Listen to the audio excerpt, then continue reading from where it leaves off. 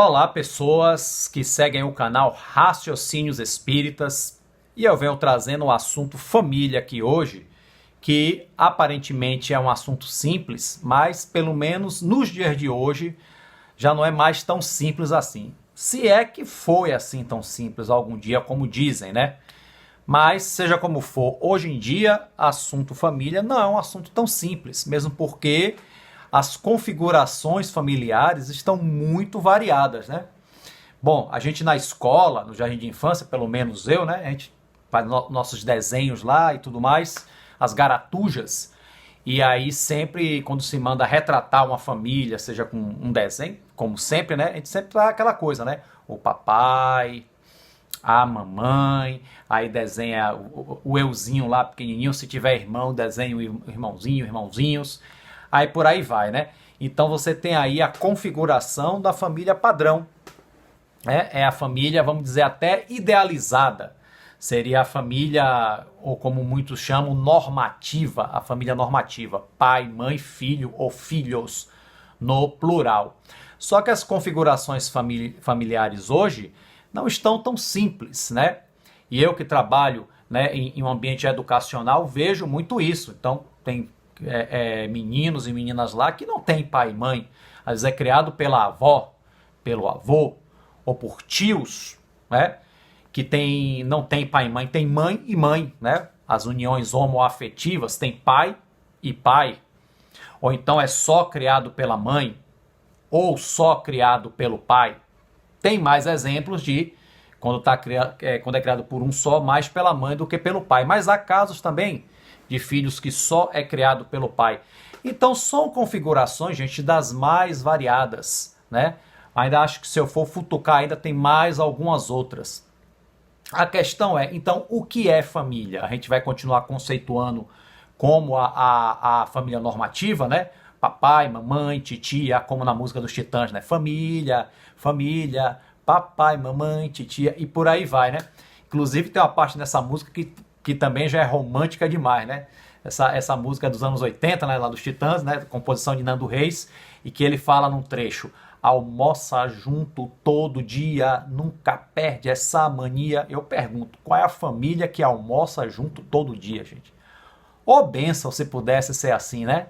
A família está à mesa todo dia, na hora do almoço, né? Mas assim, é a coisa mais difícil do mundo, quiçá se conseguirem no fim de semana, né? Quiçá hoje em dia, se realmente se concentrarem à mesa, não ficar cada um pro seu lado com seus smartphones, os seus celulares, né? Ou então com os seus pratos à mão na frente da TV, ou seja lá como for, né?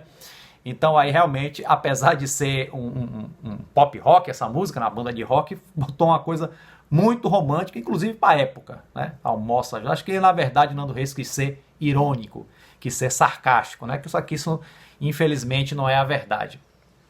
Mas assim, a passagem de Jesus Cristo, né? Quando fala que quando vão chamá-lo, né, dizendo que a família dele estava à porta, a mãe, os irmãos, e ele pergunta: quem é minha mãe?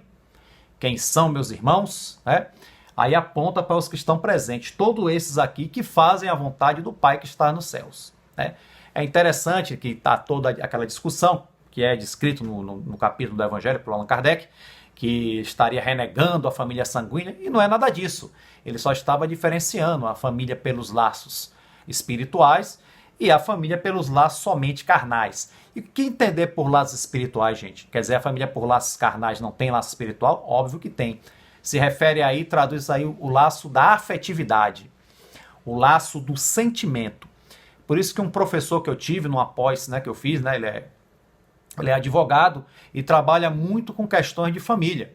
E ele tem uma frase que está escrita até no status do WhatsApp dele: onde há afeto, há família. Porque assim, como eu falei no início, as configurações de família, a família homoafetiva, que ainda é muito combatida, ainda se sofre muito preconceito. Mas se há afetividade, há família. Não importa ali se a família ali é uma família heteronormativa, homoafetiva, ou se é o avô que cria, a avó que cria. Então, se aquele núcleo de pessoas, seja qual for o laço consanguíneo, ou que não tenha nenhum laço consanguíneo, mas há uma união ali afetiva, então há ali um núcleo familiar. Né? Isso não é uma questão espírita, não. Isso já é uma questão já em termos legais, né? Em termos legais mesmo, legais, sociais, apesar de ter muita resistência das pessoas mais conservadoras em alguns aspectos. Veja bem, então a família também, há aquela coisa sempre da, deixa eu dar uma pescadazinha aqui, né? Que como uma referência de coisa boa, óbvio, né? Ter uma família saudável é uma coisa boa, né? A família é uma referência, mas nem sempre, gente. Infelizmente no nosso mundo a família também é referência de coisa boa. Voltando ao jardim de infância, é o que a gente aprende também lá, né? E muitas vezes eu tive uma família que não é perfeita, óbvio, mas que foi uma família, sim, equilibrada em muitos aspectos, eu tive uma estrutura familiar equilibrada dentro, né, das dificuldades de cada membro da minha família, meus pais, minha irmã e tudo mais. Nós tivemos um certo, sim, equilíbrio. Podemos ser chamados de uma família normal, vamos dizer assim, né? Com suas alegrias e desavenças, vamos dizer assim, né? Mas, deixa eu falar. Mas, assim, nem sempre a família representa isso, né? Tanto que muitos crimes horrorosos são praticados dentro da família, inclusive crimes sexuais, né? Crime sexual, quem faz mais é o padrasto. Nem sempre, às vezes o próprio pai abusa das filhas, dos filhos, consanguíneo, né? Então são todas as questões assim. E agressões, né? Não todas físicas, agressões também psicológicas, que acontecem muito, né? Que passam batidos. Então nem sempre a família é esse sinônimo que a gente tem de coisa boa, de união afetiva, de união, né, de pessoas afins, infelizmente, né? E eu tive um professor também na faculdade, era sociólogo, ele até já passou para o plano espiritual, já desencarnou, Geis Pinheira. E ele, na aula dele, falou assim: gente, vocês têm um conceito muito romântico de família. Eu posso estar falando da máfia quando me refiro à família. Eu falei, da máfia? É verdade, né? A máfia é uma organização criminosa, histórica, né? E que é feita em família. O poder é passado de pai para filho, né? Quem quiser conferir lá o filme O Poderoso Chefão, né? Filme maravilhoso, assisti todos os três. Recomendo para quem tem estômago, né? Porque aí tem que ter um pouco de estômago para ver. Mas é excelente e mostra realmente essa realidade que o professor G, né, na época falou sobre a família. Pode ser uma organização criminosa? Infelizmente o é, né? Então, gente, em todo caso, gente, a família, seja com a união sendo conflituosa ou sendo uma união afetiva, são pessoas que estão ali unidas por laços espirituais, né? Ali, como eu falei no texto do Evangelho, quando diz, são a família laços espirituais, a família por laço carnal. Traduz-se ali, repetindo, a afetividade, aquelas pessoas chegadas pela afetividade, pelo amor, pela afinidade, né? Mas assim, laço espiritual em termo geral, em termo técnico, tanto a família conflituosa quanto a família equilibrada tem. Né? Então a família é conflituosa, a família que os seus membros vivem se degladiando, né? Se agredindo, seja física, psicologicamente, verbal. Tem também laços espirituais, agora laços espirituais conflituosos. São resgates dolorosos do passado, inimigos de outrora que se reencontram, né? Quem não é espírita, quem não acredita em nada disso, acha isso a maior viagem. Acho que a gente é tudo maluco, olha que teoria maluca. Pois é, mas essa maluquice é a única coisa que explica essas anomalias.